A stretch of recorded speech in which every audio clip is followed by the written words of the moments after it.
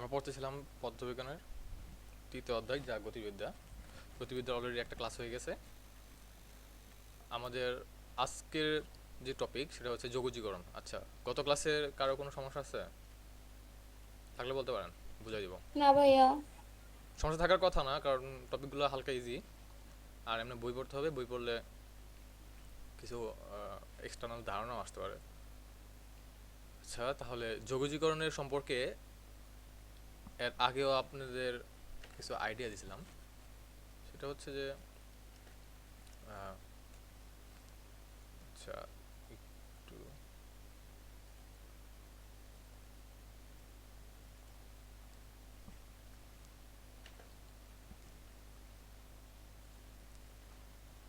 এর আগে যে ধারণা দিয়েছিলাম সেটা হচ্ছে যে এরকম যোগজীকরণ কথাটা দ্বারাই বোঝা যাচ্ছে যে কিছু যোগ করতে হবে। যোগজীকরণের আগে যে তার আগের যে পার্টটা সেটা হচ্ছে যে ব্যবকলন বা অন্তরীকরণ, যেটাই বলুক না কেন। আর যোগজীকরণকে আরেকভাবে বলা যায় সমাকলন। এখন এটাকে যদি ইংরেজিতে যোগজীকরণ জানতে চাই সেটা হচ্ছে যে ইন্টিগ্রেশন। আর আর আগের যেটা ছিল সেটা হলো ডিফারেন্সিয়েশন। যোগজীকরণটা আমরা যোগ করব যে কোনো কিছু, কোনো ক্ষুদ্র অংশ, যে অংশটা যেমন এখানে এ থেকে বি পর্যন্ত একটা লাঠি ধরলাম। এখন লাঠির একটা ক্ষুদ্র অংশ আমরা বের করব, অনেক ক্ষুদ্র অংশ যেটা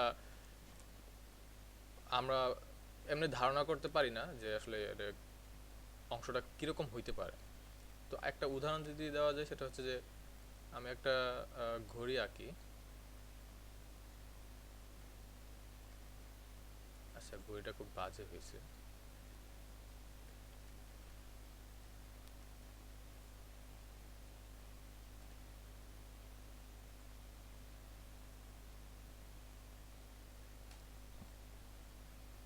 এটা একটা ঘড়ি, ঘড়ির বিভিন্ন কাঁটা আছে।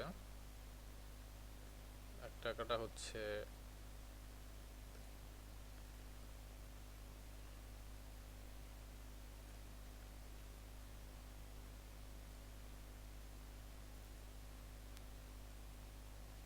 এরকম একটা কাঁটা থাকে, আর এরকম বড় থাকে।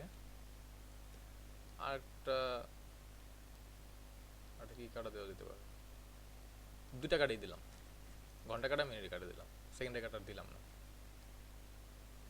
এখন এখানে এই কাটাটা আমার, এটা হলো 1 আর এটা হলো 2। এখানে যদি আমি পয়েন্ট হিসেবে ই করতে চাই, পয়েন্ট বলতে 2 এই ঘরে 1 এই ঘরে, মাঝখানে থাকবে হলো টোটাল 4টা থাকবে, তার মানে 1 2 3 4। আচ্ছা, এখন এই যে ব্লু কালারের কাঁটাটা, এটা ঘড়ির কোন জায়গায় আছে কেউ বলতে পারবেন?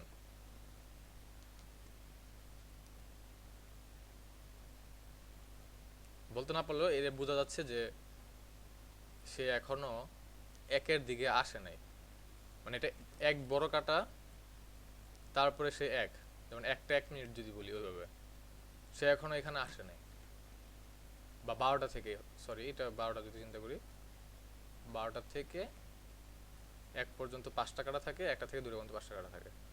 তার মানে কাঁটাটা হচ্ছে এরকম 5টা দাগ দেওয়া হলে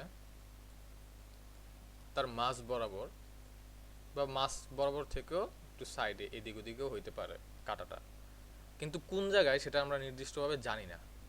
তো জানার জন্যই বিজ্ঞানীরা যেটা আবিষ্কার করছে সেটা হচ্ছে যোগজীকরণ বা অন্তরীকরণ।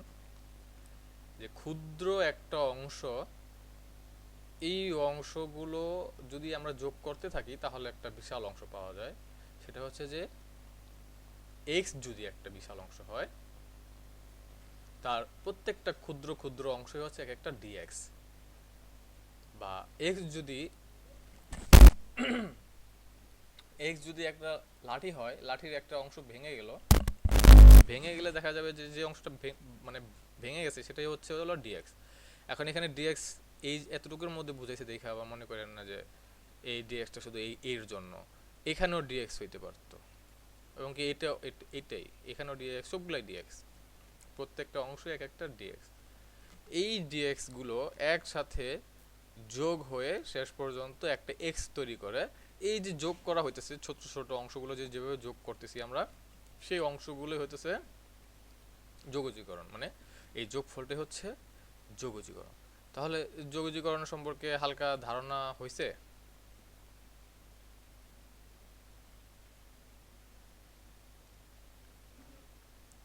না হইলে হ্যাঁ ভাইয়া ভাই একটু হয়েছে।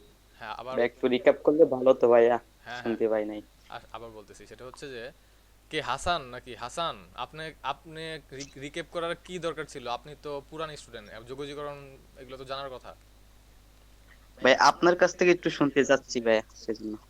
আমি তো বলছি আপনার এর আগে, আবার শুনবেন? আচ্ছা শুনেন। সেটা হচ্ছে যে এই এই পুরোটা একটা লাঠি, এই লাঠির এক পুরো লাঠির যদি একটা ক্ষুদ্র অংশ যদি আমি বিবেচনা করি, এই ক্ষুদ্র অংশটাই হচ্ছে এক একটা এই এক্স এর এক একটা ডিএক্স। ডিএক্সটা দ্বারা বোঝাচ্ছে যে একটা ক্ষুদ্র অংশ, কোনো একটা দণ্ড বলেন বা একটা লাঠি বলেন, সেটা একটা ক্ষুদ্র অংশ। এটা এর আগেও বলছিলাম যে একটা ক্ষুদ্র অংশই হচ্ছে ডিএক্স, ডি পরিমাণ ডিভাইডেড করা হইতেছে, সেই কারণে ডিএক্স বা ডিফারেন্ট, মানে একটা ডিফারেন্সিয়েশনের কোনো একটা জিনিস ডিফারেন্সিয়েট করা ভাই হচ্ছে। বুঝছি ভাইয়া, ভালো লাগবে ভাই। হ্যাঁ আচ্ছা ঠিক আছে। তো এটাই হচ্ছে আমার যোগাযোগকরণের মেইন টপিক বা মেইন আইডিয়া। তো এখানে নিচে একটা একটা সূত্র দেওয়া আছে, এটার বিপরীত হচ্ছে এই নিচেরটা। উপরেরটা করা হয়েছে হলো ইন্টিগ্রেশন, মানে যোগজীকরণ, এটাকে যোগজীকরণ করা হয়েছে, এই উপরেরটাকে, এটাকে, এটা হচ্ছে যোগজীকরণ। আর নিচে যেটা করা হচ্ছে সেটা হচ্ছে অন্তরীকরণ। উপরেরটা হচ্ছে যে সমাকলন, নিচেরটা হচ্ছে ব্যবকলন বা ইন্টিগ্রেশন, উপরেরটা, নিচেরটা হচ্ছে ডিফারেন্সিয়েশন। দেখেন এটা কিন্তু ফর্মুলা, এটা মুখস্থ রাখবেন সবাই, যে integration of cos x dx, মানে cos, integration of cos dx হবে না কখনো, cos ডিএক্স কখনোই হবে না, কারণ cos এর একটা ফেস বলতে একটা ডিগ্রি থাকে, অ্যাঙ্গেল থাকে, সেটাই হচ্ছে এক্স। তো এক্স cos এক্স এর সাপেক্ষে আমি ডিএক্স, ইন্টিগ্রেশনের ক্ষেত্রে ডিএক্সটা এভাবে হয়, যার সাপেক্ষে তাকে ডিএক্স, ডিফারেন্সিয়েশনও একই। দেখেন নিচেরটা ডিডিএক্স সাইন এক্স। এখন ইন্টিগ্রেশন অফ cos এক্স যদি ডিএক্স হয়, সেটা আসতেছে হলো সাইন এক্স, মানে সবগুলো cos এক্স একসাথে যোগ করলে আমার একটা সাইন এক্স আসতেছে। আর আমি সাইন এক্সকে যদি ক্ষুদ্র ক্ষুদ্র অংশে ভাঙি, তাহলে cos এক্স আসতেছে। জিনিসটা এরকমই, খেয়াল করেন, আমি কতগুলো cos এক্স যোগ করে একটা সাইন এক্স পাইছি, কতগুলো cos এক্স যোগ করছি, অনেকগুলো cos এক্স যোগ করছি, এভাবে cos এক্স যোগ cos এক্স যোগ, এভাবে অনেকগুলো যোগ করছি, যোগ করে এক সাইন এক্স পেলাম। তাহলে সাইন এক্সকে যদি ভাঙলে আমরা এরকম ছোট ছোট cos এক্স পাবো না? সেটাই হলো এটা। এটা হচ্ছে একটা কথা আর কি, কিন্তু এটার ফর্মুলা, একদম ফর্মুলাগুলো ডাইরেক্ট মুখস্থ রাখবেন, যে cos x integration of cos x equal to sin x, আর ddx of sin x equal to cos x। এটা জাস্ট মানে নতুন আর কি, নতুন নতুন বলতে আপনাদের নতুন নতুনদের জন্য এগুলো হচ্ছে প্রাথমিক। এর থেকে অনেক হার্ড ইন্টিগ্রেশন বা ডিফারেন্সিয়েশনের ফর্মুলা আছে, ওগুলো আপাতত আমরা দেখবো না, কারণ আমাদের এই গতিবিদ্যায় যদি কিছু জানতে চাই সেটা হচ্ছে যে শুধুমাত্র এই দুটোর ভিতরে। আচ্ছা, তারপরে আমরা আগে কিছু ফর্মুলা পড়ছিলাম, ফর্মুলাগুলো হচ্ছে এরকম যে আমি যদি ফর্মুলা লিখতে চাই, ফর্মুলাগুলো এরকম, এস সমান সমান ইউটি প্লাস হাফ এটি স্কোয়ার, এটি স্কোয়ার, এটা 9-10 ছিল, আশা করি সবার মনে আছে, তাই আমি আর জিজ্ঞেস করলাম না। ইউটি প্লাস হাফ এটি স্কোয়ার, এসটা হচ্ছে যে দূরত্ব। এখন ইন্টারে এস আর ইউ থাকবে না, ইউটা হয়ে যাবে ভি নট। ভি নট হচ্ছে আদিবেগ, আদিবেগ নট দ্বারা বোঝাইতেছে যে শূন্য অবস্থায়, এই যে এটা জিরোটা হচ্ছে নট, মানে শূন্য অবস্থায়, এটা হচ্ছে আদি বেগ।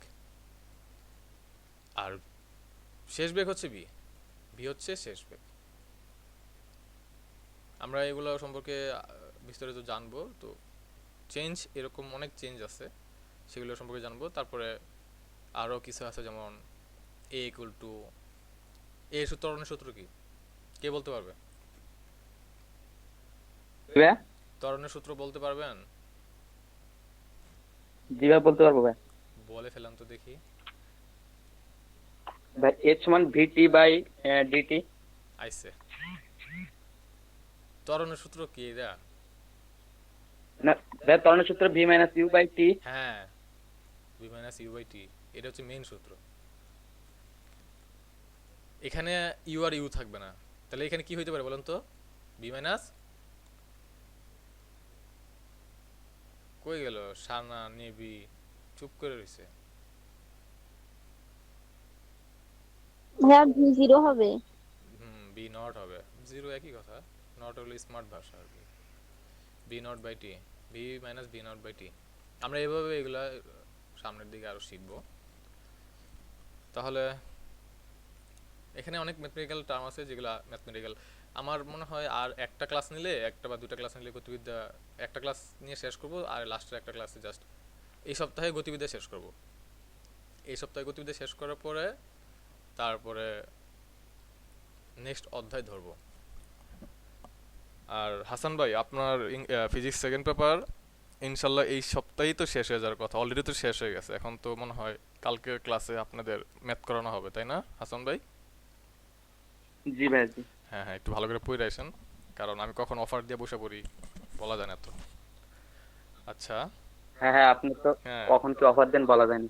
সেটাই, অফার পাইতে হইলে অবশ্য আপনি পাইছেন অলরেডি একবার, আরেকবার পাইলেও পাইতে পারেন, কে জানে। আচ্ছা, তারপরে কিছু বেগ সম্পর্কে আমরা শিখবো। এই সবগুলো কিন্তু যোগাযোগকরণের মধ্যেই সীমাবদ্ধ।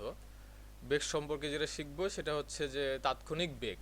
তাৎক্ষণিক বেগ কথাটা এরকম যে আমার বেগ বলতে ভি ইকুয়াল টু, আমরা জানি এস, আচ্ছা ভি ইকুয়াল টু পরে আমরা জানি এস ইকুয়াল টু কি, VT. VT. V equal to S by T, তাহলে তাহলে V equal to S by T যদি ধরি, বোঝা যেতেছে যে সময় সাপেক্ষে সরণের হার, এটাই হচ্ছে বেগ। বা সময়ের ব্যবধানে যদি বলি যে কোনো সরণের হারকে তাৎক্ষণিক বেগ বলে, সেটাও একই। আমার সময়ের সাপেক্ষে, কিন্তু এটা সময়ের সাথেই কিন্তু তার পরিবর্তন হইতেছে। তো এই জায়গায় আহ, যে বেগটা শিখবো সেটা হচ্ছে যে তাৎক্ষণিক বেগ। তাৎক্ষণিক বেগটা আমার এখন যে বেগটা হইছে সেটা স্টার্টিং যেটা। তো এটা এরকম হইতে পারে যে সময়ের ব্যবধান শূন্যের কাছাকাছি হলে, শূন্যের কাছাকাছি এরকম কথা, যে শূন্যের কাছাকাছি সময়ের ব্যবধানটা আমার শূন্যের কাছাকাছি হয়েছে, তখন আমি বলতে পারতেছি না যে তার বেগটা কত। শূন্যের কাছাকাছি মানে 0.01, প্রায় শূন্যের কাছাকাছি। এটা 0.01টা কিন্তু শূন্য বললেই চলে। যেমন আমরা আমরা যারা ইঞ্জিনিয়ারিংয়ে পড়াশোনা করতেছি, তারা ইঞ্জিনিয়ারিং লেভেলে আমরা কিন্তু শূন্যকে আর শূন্য ধরি না, কারণ 1/শূন্য যদি ক্যালকুলেটরে নেন তাহলে দেখবেন যে তার মান আসতেছে ম্যাথ ইরোর। ক্যালকুলেটর নিলেই দেখবেন যে ম্যাথ ইরোর লেখা আসতেছে। তাই আমরা 1/শূন্যকে আর এভাবে লিখি না, আমরা ডাইরেক্ট 1/শূন্যকে লিখি এভাবে 1/শূন্য ডট 0 0 0, 10-12টা জিরো দিয়া লাস্টে 1 দেই। এখন আপনি 1 ডট 10-12টা জিরো দিয়ে 1 দেন, দেখবেন যে ম্যাথ ইরোর আসতেছে না। কিন্তু 10-12টা জিরো দিয়া 1 দেওয়া মানে আর জিরো দেওয়া মানে কিন্তু একই কথা। তো এই জিনিসগুলা যে শূন্যের কাছাকাছি কিন্তু আমরা তার মান বের করতে পারতেছি না, তো মানগুলো বের করার জন্যই ডিফারেন্সিয়েশন বা যোগজীকরণ এই ব্যাপারগুলো চলে আসছে। তাহলে এই জিনিসগুলো আপনারা একটু বইয়ে দেখবেন, অনেক কিছু আছে যে তাৎক্ষণিক বেগ, মধ্যবেগ, এই কথাগুলো আছে। মধ্যবেগ বলতে কি বুঝি? মধ্যবেগ বলতে বোঝাতেছে যে আমার আদিবেগ শেষ বেগের মিডল যেটা। আদিবেগ কি? ভি নট, আদিবেগ ইনিশিয়াল অবস্থা মানে শুরুর ওই অবস্থা। দুইটা আদি বেগ আর শেষ বেগের যোগফল বাই হাফ, এই টু। হ্যাঁ, এটাই হচ্ছে মধ্যবেগ। যোগফল বাই হাফ বলতে, যোগফল বাই হাফ বলতে বোঝাতেছে যে এটা মধ্যবেগ মানে তার মিডলটা। কারণ আমার এখানে আমার আদিবেগ হলো 11 মিটার পার সেকেন্ড, যেহেতু ভি এর একক হচ্ছে মিটার পার সেকেন্ড। আর শেষ বেগ হইতেছে কি হলো গিয়ে আমার শেষ বেগ, আচ্ছা শেষ বেগ আদি বেগ। এখন এগুলোর অনেক অঙ্ক আছে শেষ বেগ বলতে। শেষ বেগ হচ্ছে যে গাড়ি স্টার্ট, মানে গাড়িটা যখন বন্ধ হয়ে যাবে, বন্ধ হয়ে গেলে তো তার শেষ বেগটা জিরোই হয়ে গেল, ধরলাম 0 মিটার পার সেকেন্ড। তাহলে তার মধ্যবেগটা কি হতে পারে, যে 11 মিটার পার সেকেন্ড ছিল এখন 0 হয়ে গেছে। তাহলে এই দুটার যোগফল করে যদি 2 দিয়ে ভাগ করি, তাহলে দেখা যাচ্ছে যে আমার 6 × 2 = 5 × 10, 5.5 মিটার পার সেকেন্ড এরকম চলে আসছে। তাহলে এটাই হচ্ছে আমার মধ্যবেগ, যে তার এতটুক থেকে এই দূরত্বের মধ্যবর্তী যে বেগটা সেটা কত, সেটা হচ্ছে যে মধ্যবর্তী বেগটা হচ্ছে 5.5 মিটার পার সেকেন্ড। এটা হচ্ছে, বা আপনি মধ্যবেগটাকে এক ধরনের বলা যেতে পারে যে গড় বেগ, গড় বেগও বলা যেতে পারে। আবার গড় বেগ আরেকটা জিনিস। তাৎক্ষণিক বেগটা ভাইয়া কি? তাৎক্ষণিক বেগ? জি, কি বললেন? তাৎক্ষণিক বেগ?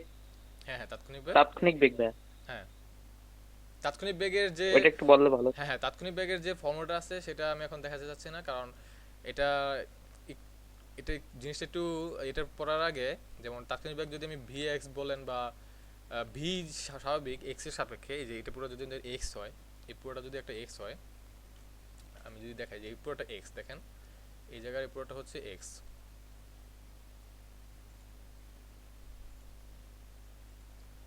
এই পুরোটা হচ্ছে এক্স।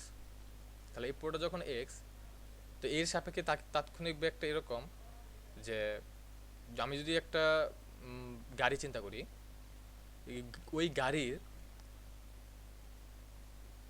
স্টার্টিং পয়েন্ট হচ্ছে এখানে, এখানে, এখান থেকে সে যখন এখানে যাচ্ছে, তো এই মধ্যবর্তীতে তার এমন একটা পয়েন্ট আছে যে পয়েন্টে তার একটা বিশেষ মুহূর্তের বেগ বলা হয়, সেই বেগটা আমাদের নির্ণয় করতে বলতেছে। তাহলে সেই বেগটা যদি আমরা নির্ণয় করতে চাই, তাহলে তার যে পূর্ববর্তী যে বেগ ছিল এবং পরবর্তী, এক কথায় পূর্ববর্তী এবং পরবর্তী অবস্থানের, এই মিডল পয়েন্টের পরবর্তী যে অবস্থানটা, এই অবস্থানটা আমরা যখন বেগ শুরু করব, শুরুতে বলছিলাম যে 11 কিলোমিটার হইতে পারে, শেষে গিয়ে 0 হইতে পারে। তো এর মধ্যে যে কোনো একটা, এটা কিন্তু মধ্যবর্তী যে মিডল যে একবারে সেটাও না, এই মাঝখানে যে কোনো একটা বেগ এর মানটা আমি নিলাম, হঠাৎ করে নিলাম বা তাৎক্ষণিকভাবে নিলাম। যে আমি এখন গাড়ি চালাচ্ছি, গাড়ি চালানোর পথে মাঝখানে আমি মিটারের দিকে তাকাইলাম, তাকানোর পরে যে বেগটা দেখলাম সেটা একটা, বা আমি ওই তাৎক্ষণিক বেগটা এরকম হয়তো এরকম যে আমি একটা বেগের মান, যে আমি পুরো যে বেগটা ছিল তার মাঝখান থেকে হঠাৎ একটা মান নিলাম। তো এই এই যে মানটা, এই মানটা এমন এমন হইতে পারে যে সে শূন্যের কাছাকাছি হয়ে গেছে মানটা, যে মানটা আমার এরকম 0.0001 এরকম শূন্যের কাছাকাছি মানটা। এক কথা মনে রাখবেন, তাৎক্ষণিক বেগ মানে শূন্যের কাছাকাছি কোনো কিছু তাৎক্ষণিক, যে আমার এখানে মানটা শূন্যের কাছাকাছি হয়ে গেছে, তার মানে এমন বোঝাতেছে যে আমার সময়ের মান যেটা শূন্যের কাছাকাছি ছিল, বা আমার যে টাইমটা, যে টাইমে যে বেগটা ছিল সেই বেগটা হইতেছে শূন্যের কাছাকাছি, মানে V equal to S by T, সময় দিয়ে ভাগ করার পরে আমার দেখা যাচ্ছে যে শূন্যের কাছাকাছি ওই মানটা, তখন সেটাকে বলা হয় তাৎক্ষণিক বেগ।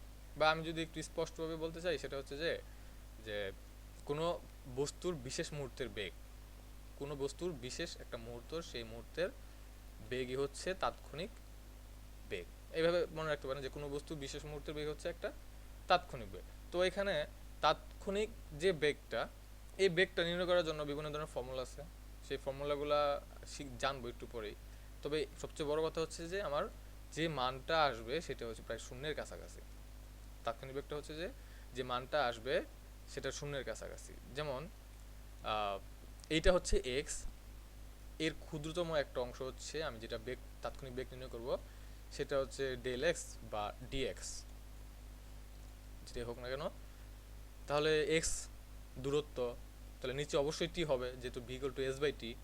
টিটাও হচ্ছে কি ক্ষুদ্র অংশ, কারণ কি আমরা তো সবসময় ক্ষুদ্র অংশই চিন্তা করতেছি। তাহলে এক্সটাও ক্ষুদ্র অংশ, টিটাও হচ্ছে ক্ষুদ্র অংশ। এখন এই দুটাকে যদি ভাগ করি, তাহলে ভাগ করলে দেখা যাবে যে কিছু একটা মান পাওয়া যাবে। এটা ভাগ করলে কিছু একটা মান পাওয়া যাবে। আমি যদি এটাকে ভি ধরি, যে ভি ইকুয়াল টু এটা, তাহলে কিছু একটা মান পাওয়া যাবে যে আর ডিএক্স বাই ডিটি বা del x by del t, একটা ক্ষুদ্র অংশ দিয়ে ক্ষুদ্র যে কোনো একটা এর থেকে যে কোনো একটা দিলে হবে, বা যদি del x by del t দিয়ে করি তাহলে হবে হ্যাঁ ভাই হ্যাঁ এখানে? হবে হবে হবে, যে কোনো দিকে করেন হবে। এটা ডেল এক্সটা এমন একটা ডিএক্সটা যখন আপনি ইউজ করবেন, তো আপনাকে এখানে ডিফারেন্সিয়েশন করতে হবে, বোঝা যাচ্ছে। ডেল এক্সটা যখন ইউজ করবেন, ডেল এক্সটা হচ্ছে আপনি মাইনাস করে মান, দুটার মধ্যে পার্থক্যটা এটাই যে ডিএক্সটা হচ্ছে ডিফারেন্সিয়েশন ফর্মুলাকে নিয়ে আসে, এই ডিএক্সটা ডিফারেন্সিয়েশনের ফর্মুলা নিয়ে আসে। আর ডেল এক্সটা ডিফারেন্সিয়েশনের ফর্মুলাটা না এনে তারা কি করে, বিয়োগ ফলকে বোঝায়। যেমন আমার স্মরণ হইতেছে প্রথমে প্রাথমিক পর্যায়ে হলো 10 আর শেষ পর্যায়ে হচ্ছে 20। সময়টা হচ্ছে প্রাথমিক পর্যায়ে 0, 20-তে যখন পৌঁছেছে তখন 5 সেকেন্ড। তাহলে এদের মধ্যবর্তী যে বিয়োগফল সেটা হচ্ছে ডেল টি, আর এদের মধ্যবর্তী যে বিয়োগফল সেটা হচ্ছে ডেল এক্স। বা এই পয়েন্টে যদি নেই, এই পয়েন্টে যদি নেই, এতটুকটা হচ্ছে ডেল টি, এতটুকু সরি ডেল এক্স, এতটুকু হচ্ছে ডেল টি। এটা হচ্ছে ডিফারেন্ট। আর ডিএক্স যখন চিন্তা করবেন তখন আপনাকে অবশ্যই ডিফারেন্সিয়েশনের ফর্মুলা নিয়ে আসতে হবে। তার মানে আমার পূর্ববর্তী এবং পরবর্তী মুহূর্ত বা সময়ের ব্যবধান অবশ্যই কি অত্যন্ত ক্ষুদ্র হইতে হবে। আর ক্ষুদ্র যেটি হয় সেটা হচ্ছে তাৎক্ষণিক বেগ। তো তাৎক্ষণিক বেগটা হচ্ছে আমার এই এই এই এতটুকুর অংশ যদি চিন্তা করি, সেটার এই বেগের মানটা হচ্ছে তাৎক্ষণিক। এতটুকু অংশ চিন্তা করি তাৎক্ষণিক, বা এখানে এতটুকু অংশ চিন্তা করি তাৎক্ষণিক বেগ, মানে ছোট অল্প বেগ এরকম। আচ্ছা, তাহলে এটা হচ্ছে তাৎক্ষণিক বেগ। তো তাৎক্ষণিক বেগকে এভাবে প্রকাশ করা হয়, সেটা হচ্ছে যে ডিএক্স বাই ডিটি বা del x by del t, এভাবে প্রকাশ করা হয়। এটা হচ্ছে তাৎক্ষণিক বেগ। তাহলে তাৎক্ষণিক বেগ গেল। এখন হচ্ছে মধ্যবেগ। মধ্যবেগ তো বললামই যে দুটো বেগের যোগফলের কে তাদের মানে বেগের কোয়ান্টিটি দ্বারা ভাগ করা হয়। তাহলে বেগের যোগফল বলতে আমার শেষ বেগ আদি বেগ আছে, আর ভাগ করতে হলে তাকে অবশ্যই কোয়ান্টিটি কয়টা, দুইটা, তো দুইটা ভাগ করতে হবে। যাই হোক, এইটা এই পর্যন্ত গেলে এখন আমরা আসবো সমবেগ বা অসমবেগ। খুবই ইম্পর্টেন্ট। ইম্পর্টেন্টটা হচ্ছে শুধুমাত্র এদের গ্রাফ, এদের কথাবার্তা এতটা ইম্পর্টেন্ট না। সমবেগ দ্বারা বোঝা যেতেছে যে আমরা ভি যদি চিন্তা করি, এস ইকুয়াল টু ভিটি, সেটা আমরা জানি।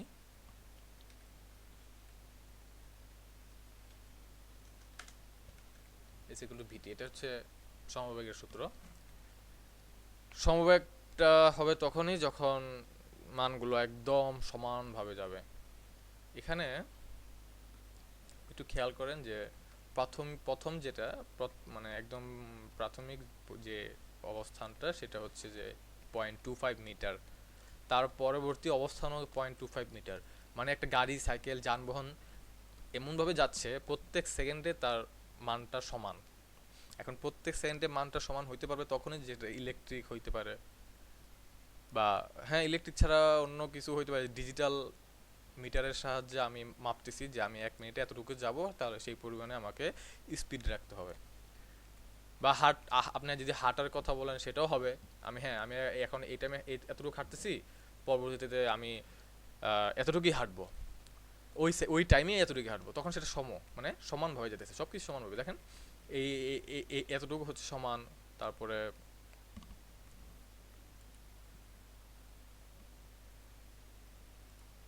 আচ্ছা, তো এটা হচ্ছে সমান বেগ। তো এখানে আপনার লাস্ট পর্যন্ত দেখেন একই জিনিস কিন্তু আসছে।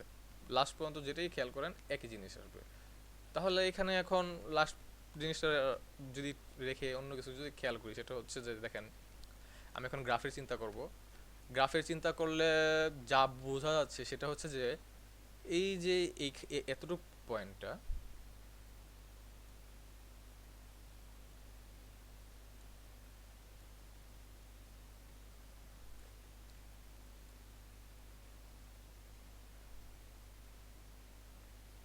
এই এতটুকু পয়েন্ট, তারপরে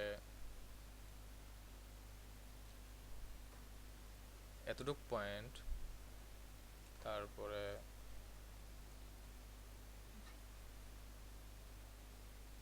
এতটুক, তারপর হচ্ছে আর তো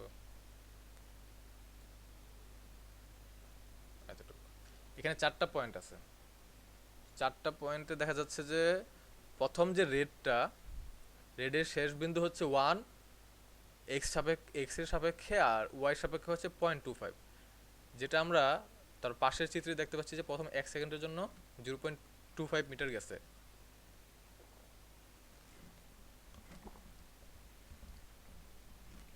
বুঝা গেছে জিনিসটা? দেখেন তার পরবর্তী চিত্রে দেখবেন যে আমি যদি এটা যোগ করি,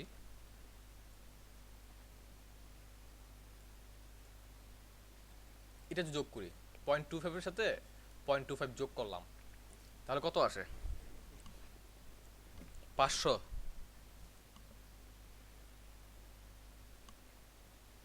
500 আসে না? 0.5 হচ্ছে ভাই, 0.5। হ্যাঁ 0.5, তাহলে আমি এখানে 0.5 লিখি, 0.5 লিখলাম।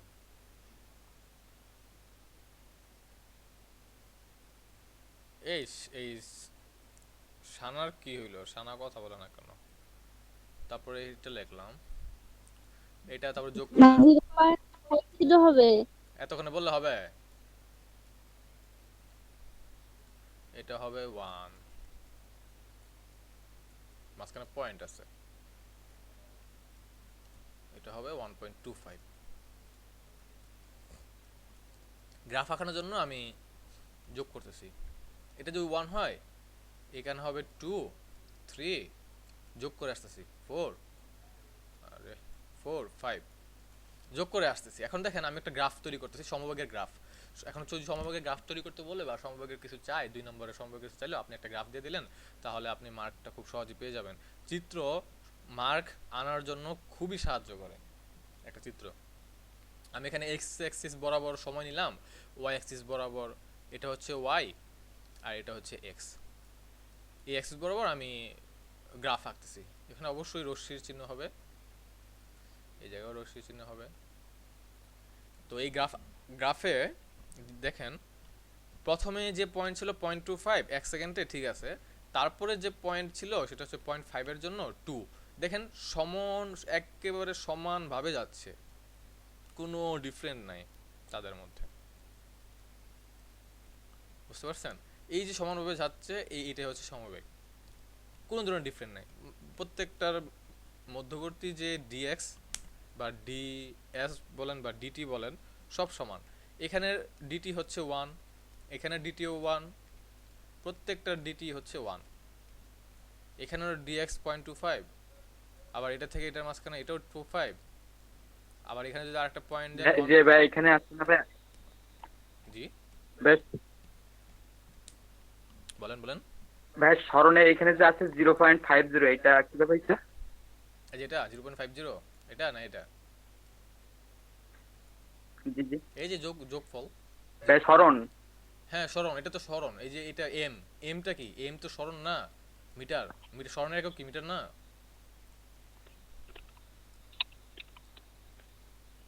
জি হ্যাঁ, 0.0 হবে, হ্যাঁ এটাই। 0.0 কই থেকে? 0.50। এই যখন যোগফলটাই তো আমি এখানে বসাইলাম, প্রত্যেকটা পয়েন্টে আমি এই যোগফলটা বসাইলাম, আর নিচে প্রত্যেকটা পয়েন্টে যোগফলটা বসাইছি। তাহলে দেখাচ্ছেন যোগফল যাই বসান না কেন, মধ্যবর্তীগুলো ডিফারেন্ট দেখেন প্রত্যেকটার। এই যে সময়, এই সময়ের মধ্যবর্তী ডিফারেন্টটা দেখেন। মধ্যবর্তী ডিফারেন্টটা কি দেখা যাচ্ছে? 1 করে সব। আবার স্মরণের মধ্যবর্তী ডিফারেন্ট দেখেন 0.25 করে। এই যে সবগুলো যে সমান না, এটাই হচ্ছে সমবেগ, আর এটাই হচ্ছে সমবেগের গ্রাফ। তারপর যদি আমি এই সমবেগের গ্রাফ, বোঝা গেছে?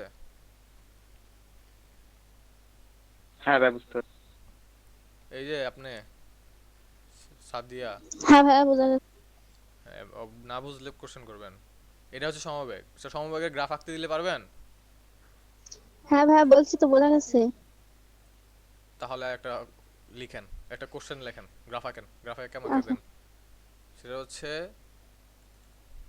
গ্রাফটা হচ্ছে এরকম, না পারলে খবর আছে আজকে।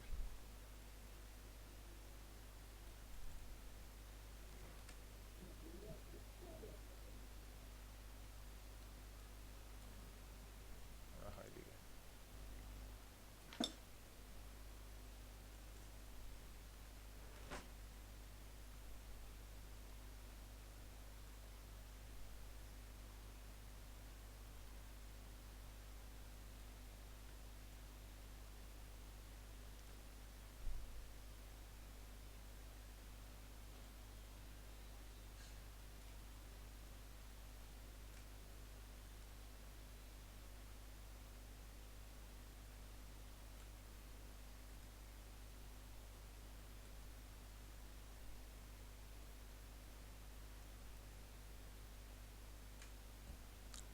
এইটার আহ, প্রথমটা হলো 5, তারপরে 5, প্রত্যেকটাই 5।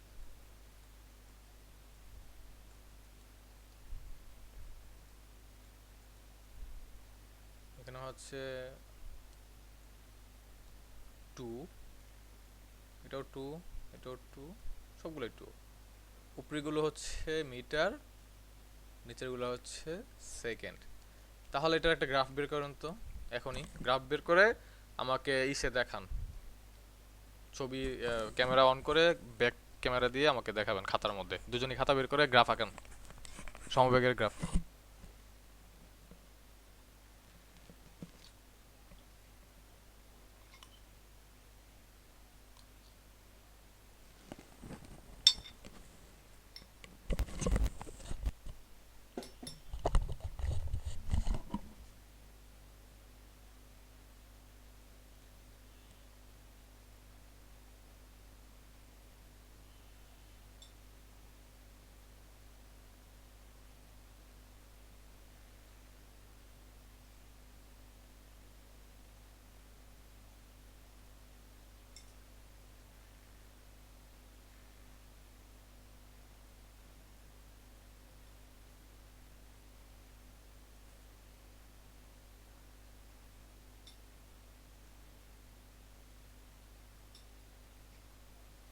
ভাইয়া দেখতে পাচ্ছেন?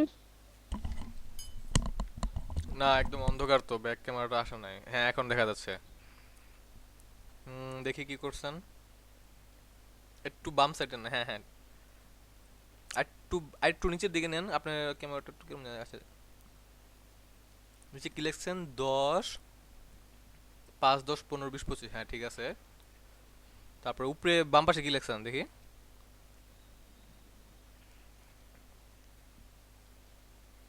2468।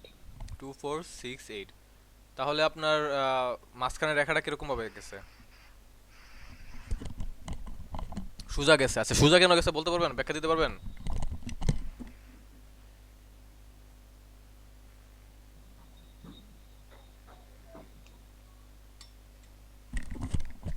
সমবেগে তাই।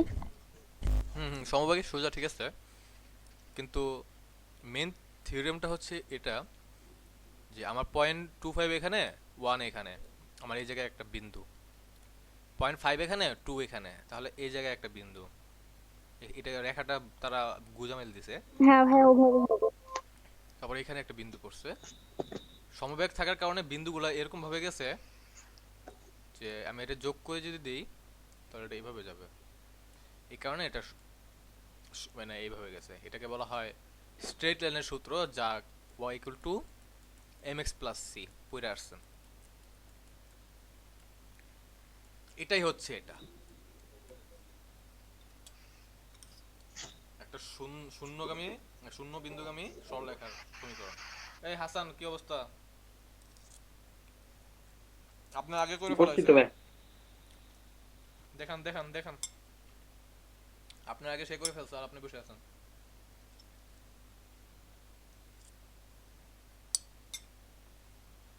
কি 5 দিছেন আপনি এটা? আচ্ছা, নিচে কি দেখি, গ্রাফ আগান নাই, গ্রাফ দেখি কি আঁকছেন, পাশে কি মান দিছেন, 2, 4, 6, আর হ্যাঁ হ্যাঁ। এখন কি করবেন, মাঝখান দিয়ে দাগ টেনে দিলেই তো হবে, বা মাঝখান দিয়ে আন্দাবন্দি দাগ না টেনে যদি পারেন ছোট ছোট ফুটা দিয়ে বিন্দু করে তারপরে যোগ করে দেন, তাও হবে। হুম হুম, দাগ দেন, দাগ দিয়ে দেখান।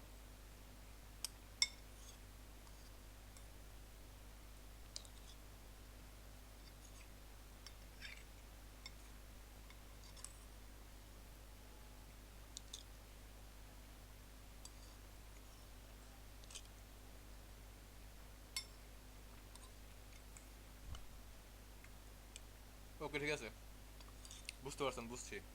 তারপর দেখেন, এটা হচ্ছে যে অসমবেগ। অসমবেগ দ্বারা এটাই বোঝা যাচ্ছে যে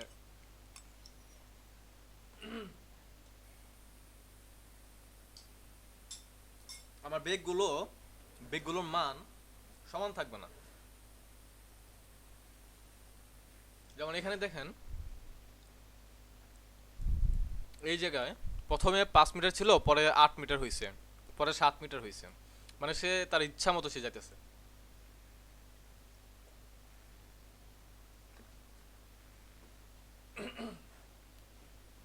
সে তার ইচ্ছে মতো যাচ্ছে। তার মানে আমার পরবর্তী এখানে যদি একটা রেখা থাকতো, সে 2 মিটারও হইতে পারতো।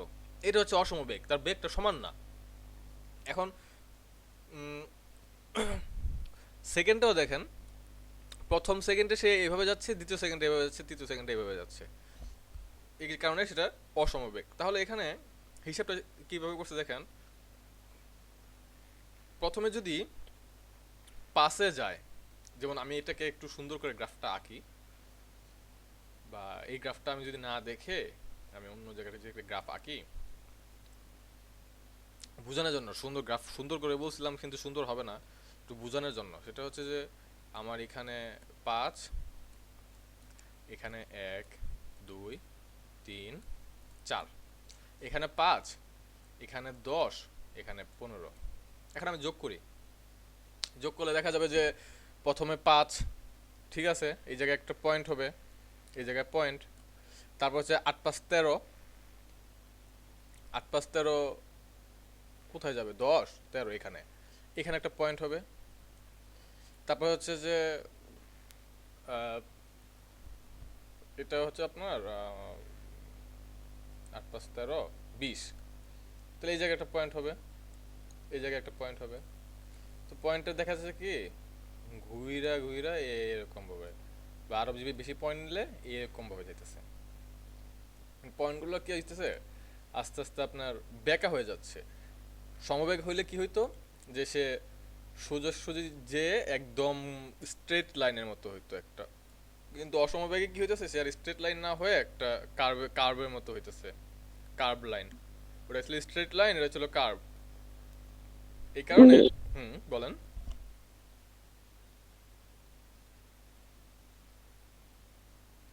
কি বলতেছিলেন বলেন।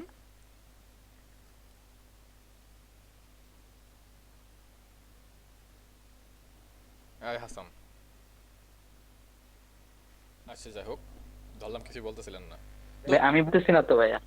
আচ্ছা ঠিক আছে, দেখেন তাহলে এখানে অসমবেগটা বোঝা গেছে তো, নাকি নাকি বুঝতে সমস্যা হইতেছে? বুঝি ভাই। এই আসলে বুঝছেন তো নাকি?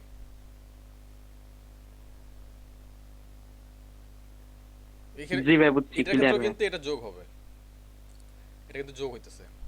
প্রথমে ছিল 5, তারপরে 7 5 13, তারপরে হয়েছে 20। যোগ করে মান বসাবেন, দেখবেন যে এরকমই হইতেছে। বাসায় ট্রাই যদি করেন গ্রাফ পেপারে, দেখবেন যে এরকম মানই আসতেছে। উল্টাপাল্টা মান নিবেন, কোনো সমান মান নিবেন না। সমবেগের ক্ষেত্রে সমান মান নিয়ে দেখবেন এরকম লাইন আসতেছে, আর অসমবেগের ক্ষেত্রে দেখবেন যে মানগুলো একটু ভিন্ন নিয়ে দেখবেন যে এরকম লাইন আসতেছে। এটা হচ্ছে বাসায় আপনাদের কাজ, কইরা যদি ইন্টারেস্ট পান করতে পারেন, না হলে আর কোনো সমস্যা নাই। তো এই হলো আমাদের সমবেগ আর অসমবেগ। তারপরে যেটা দেখবো সেটা হচ্ছে যে সমত্বরণ আর অসমত্বরণ। আচ্ছা, নিচে অসমত্বরণ লেখাটা যাই হোক।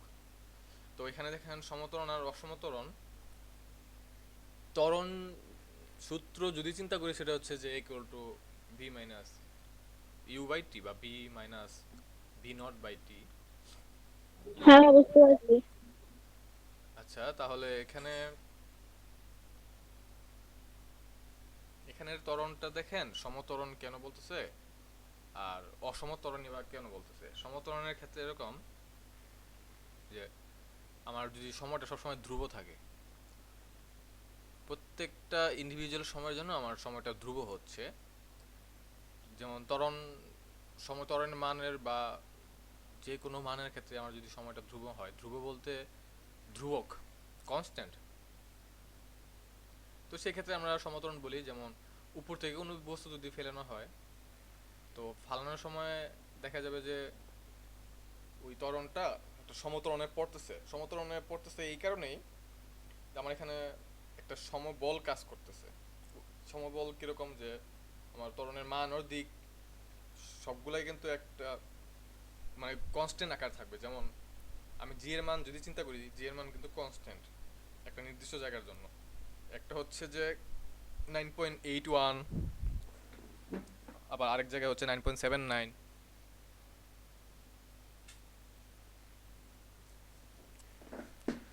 দিকের চিন্তা করলে এক এক জায়গায় মান এক এক রকম। তো এখানে সমতরণ যেটা, সেটা হচ্ছে যে মান যাই থাকুক না কেন ত্বরণের ক্ষেত্রে, কে নতুন করে জয়েন করলো? আচ্ছা, মান যাই থাকুক, ভাইয়া আমি। কি কানেকশন আউট হয়ে গেছিল নাকি? আচ্ছা, সমস্যা নাই। হ্যাঁ ভাইয়া, নেটওয়ার্কের সমস্যা হচ্ছিল। আচ্ছা দেখেন, তাহলে এখানে সমতরণ যেটা, সেটা যদি একটু ভালোভাবে বলতে চাই, সেটা হচ্ছে যে আমার প্রতিটা সেকেন্ডেই তার যে মানটা আমি একটু খেয়াল করি। এখানে বেগ, এই এই যে বেগ, এই বেগের মানগুলো হচ্ছে 4, 8, 12, 16, আর নিচে সময় হচ্ছে 1, 2, 3, 4। এখন এখানে দেখেন 5 থেকে 7, 7 থেকে 9, বেগটা কি সমান না? প্রত্যেক ডিফারেন্ট কত, 2 করে না? প্রত্যেকটা ডিফারেন্টই হলো 2 করে। এই যে 2 করে যে ডিফারেন্ট, এই যে ডিফারেন্ট, এটাই হচ্ছে আমার যেহেতু সমানভাবে যাচ্ছে, সেই কারণে এটা হচ্ছে সমতরণ। ত্বরণের ক্ষেত্রে আমরা যেটা জানি যে ভি বাই টি, তাহলে আমরা 2/1 এটা দিলাম, তাহলে 2 মিটার পার সেকেন্ড স্কোয়ার, কারণ ত্বরণের একক যেটা হচ্ছে মিটার পার সেকেন্ড স্কোয়ার। আর এখানে ত্বরণ বলতে, সমতরণ বলতে আমার প্রত্যেকটা মধ্যবর্তী ব্যবধান হচ্ছে সমান। 2, 2, দেখেন সবগুলোই সমান।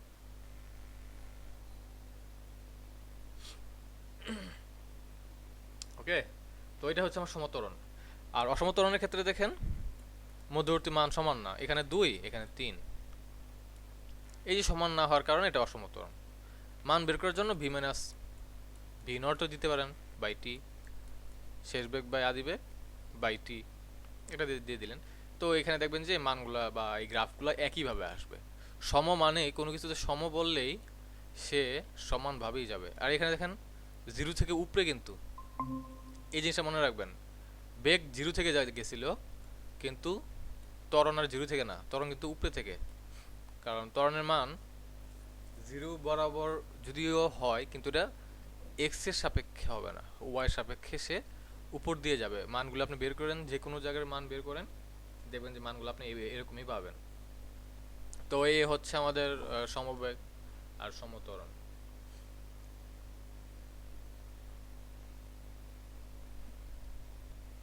সমত্বরণ অসমত্বরণের মধ্যে কারো কোনো কোশ্চেন আছে? কেন এটা অসমত্বরণ, কেন এটা সমত্বরণ? কোশ্চেন থাকলে বলেন, বলে দিই।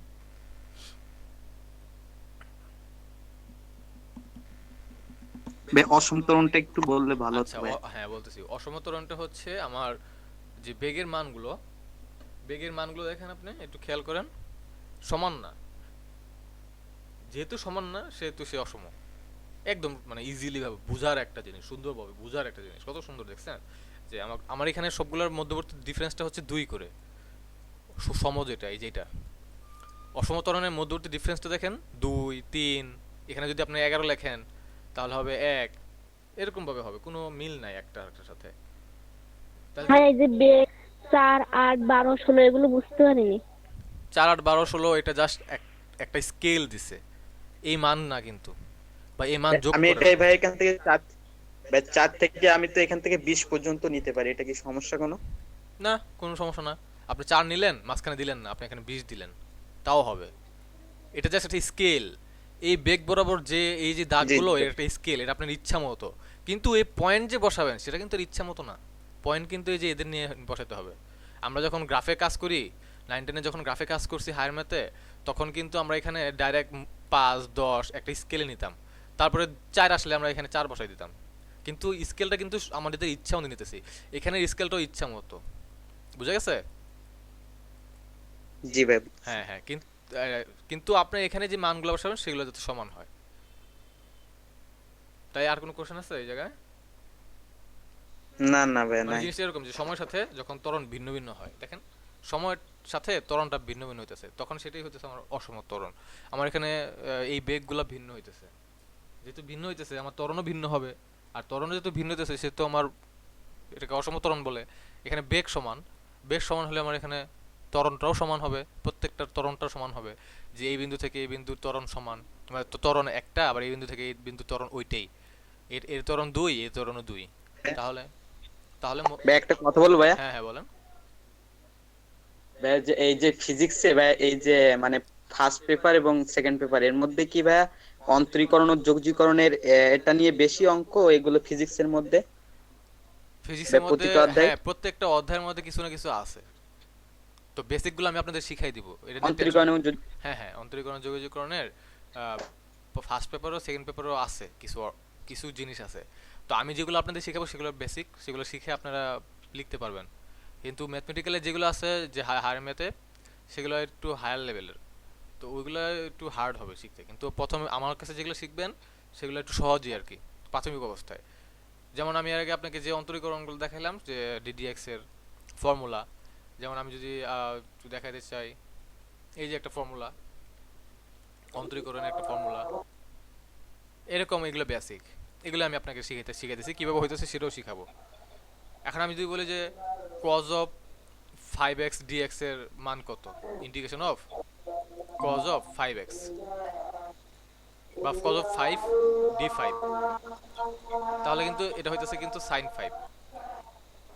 মানে এখানে যে এক্সট্রা হইতেছে, এখানে সেই এক্সট্রা হইতেছে, আর এখানে সেই মানটাই হইতেছে।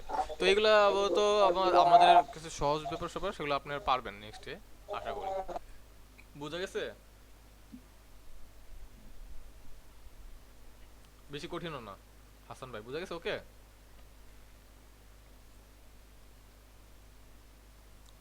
হ্যালো,